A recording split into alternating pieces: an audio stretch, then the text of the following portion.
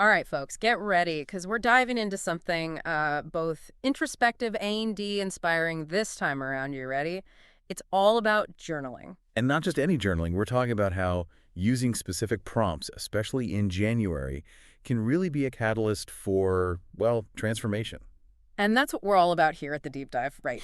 So to get us started, we're taking a look at this blog post. It's called 50 January Journal Prompts. By Clara Penrose. Right, Claire Penrose. It's chock full of these really insightful questions, and they're categorized so thoughtfully, too. It's great. You can really tailor the whole experience. Exactly. Personal growth is, well, personal right. So this structure lets you hone in on the areas that maybe feel most relevant to you at this point in your life. Totally. And I got to be honest, when I first heard January prompts, I was a little like, okay. But some of these, they really got me thinking. Like, there's one that asks you to describe a recent moment of joy. Oh, yeah. And then it asks how you can create more of those moments throughout the year. Like, hello. So simple, but... It makes you stop and really think, doesn't it? Exactly. Instead of just hoping for those moments of joy, you're actively kind of, I don't know, seeking them out. And then thinking about what brought them about in the first place. Yes. And then you start to notice patterns, like what really brings you joy. And that's powerful stuff. You can take that with you all year long. What's something that brought you joy recently? Maybe a conversation or something. I don't know. Just write it down. You might be surprised by what you discover, honestly. You'll likely start to realize that those joyful moments, they're often much simpler than we realize. And when you reflect on them, well, it can actually help you cultivate more of that feeling in your life. It's like a roadmap for happiness. Okay, so speaking of roadmaps, let's talk goals. Always a popular topic, especially as we, head toward a new year. For sure. And there's a prompt in this post. It really resonated with me. It says, describe your ideal work-life balance. I mean, isn't that something we're all striving for in some way? It's definitely a universal aspiration, yeah. But what that balance actually looks like, it's different for everyone, right? Totally.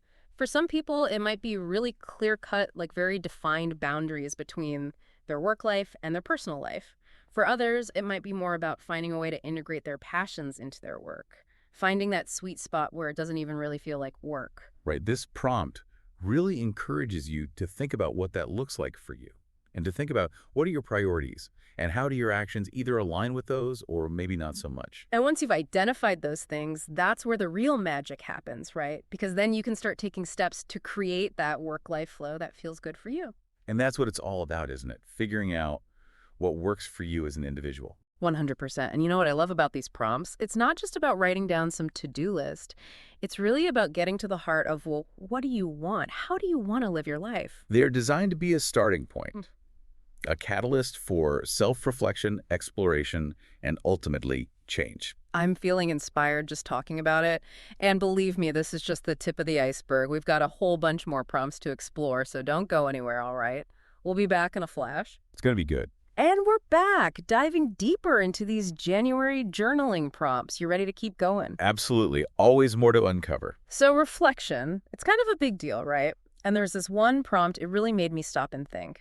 It asks you to think back on the past year and pinpoint 3 major lessons, things you've learned. Oh, I like that one. Right, but it goes further. It asks how those lessons, well, how they're going to shape your actions going forward. Because it's so easy to just let the year fly by, without really absorbing those experiences. Totally. And this prompt, it's like it forces you to really examine those takeaways. What were those challenges, the surprises? Did you learn something new about yourself? I don't know, maybe a strength you didn't know you had, or even a weakness, right? Right. It's about turning those experiences into wisdom.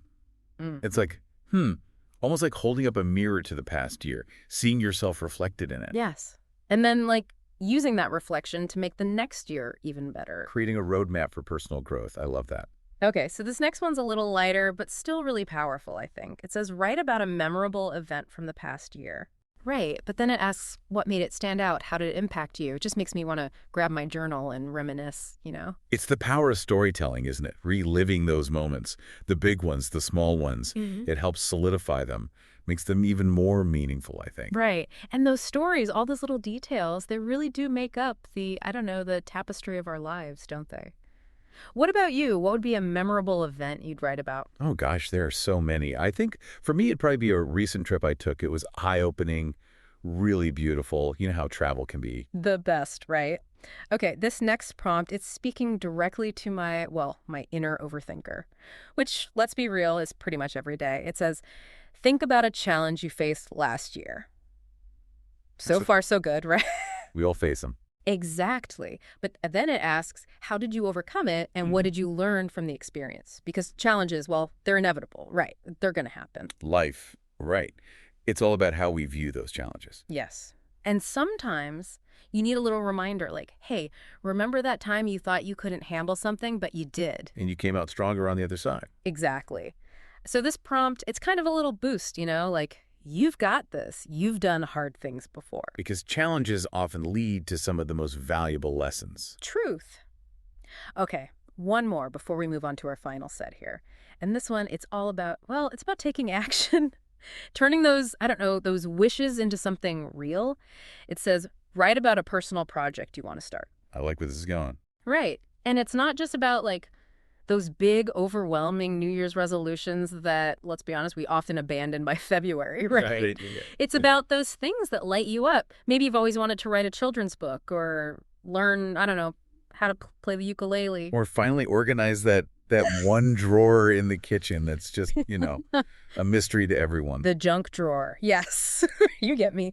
But seriously, the key here is to take that big, exciting goal and break it down right. Make it manageable. Exactly, because even the most daunting projects, they all have to start somewhere. One step at a time. Okay, I'm feeling inspired. And you know what else I love about these prompts? They're not just for January. Sure. Like, they're great tools to revisit anytime you feel, I don't know, a little stuck, maybe, or just want to hit that refresh button. Check in with yourself. Exactly.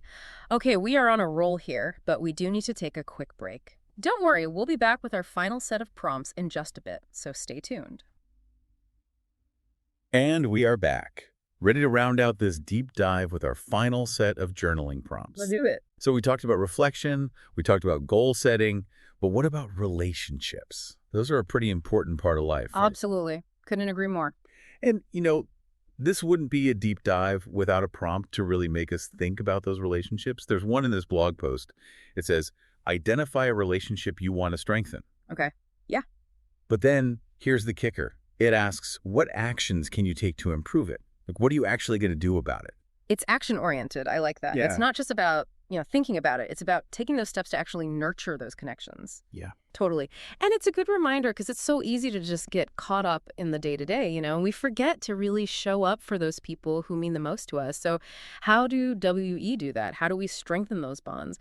I don't know about you, but I'm always looking for ways to be more present, more intentional in my relationships. What about you? I think that's something we can all work on, right? Being more present. Yeah. Because those relationships, they really are the heart of a happy life, wouldn't you say? 100%. Okay, this next prompt, it speaks to my practical side. The part of me that, full disclosure, kind of loves a good spreadsheet. It's about finances. Oh, yeah, gotta have it. Right. It says, what is your financial goal for this year? So far, so good, right? But then it asks, how will you budget and save to achieve it? So it's getting real, right? Like, let's Yeah. put those plans into action. It's one thing to have a goal. It's another to, create a path to get there. Right. And that's what this prompt is all about, I think. Empowering you to take control of your finances. Exactly. Because whether it's saving for a big purchase or finally tackling that debt or just creating a sense of security for the future, it all starts with a plan. And it doesn't have to be overwhelming. Just start with small steps. Absolutely. All right, ready for a prompt that's both challenging and empowering? Here it is. It asks, set a goal for your physical health. Okay, we've all heard that one before, right? But here's where it gets interesting. I'm intrigued. Tell me more. It goes on to ask, what changes will you make to your diet and exercise routine? So it's about getting specific. Like, what are the actual tangible things you're going to do to take care of your physical well-being? I like it because it's not just about, I want to be healthier. It's about what does that actually look like in your day-to-day life? What changes feel manageable, sustainable for you? Totally. Maybe it's as simple as drinking more water, or maybe it's incorporating more veggies into your diet, or maybe it's finally trying that Zumba class you've been curious about. Whatever it is, it's about finding what works for you and committing to it. Because our bodies, they're pretty amazing, right? Yeah. They deserve our care and attention. You really do. Okay, we've reached the final prompt of our deep dive, and this one, it's all about envisioning your ideal day. Ooh, I love this one. Me too. It asks, imagine your ideal day. Pretty straightforward, right? But then it goes deeper. What activities would you include and how would you feel at the end of the day? Like, let's really paint that picture. It's like creating a blueprint for a life that feels joyful and fulfilling. Yeah. And the beautiful thing is, you can start incorporating those elements into your actual life. Exactly. And you know what I think is so cool about this prompt? It's a great reminder that we have the power to create the kind of life we want to live. It might not happen overnight, but with intention and a little bit of effort, we can move closer to that vision one day at a time. So, as we wrap up this deep dive into the world of January journaling, I want to encourage you to approach these prompts with curiosity, with an open mind, and with a willingness to really listen to yourself. You might be surprised by what you discover. And remember, this is just the beginning. Take these prompts, make them your own, and let them guide you on your own personal journey of self discovery. Thanks for joining us on the deep dive.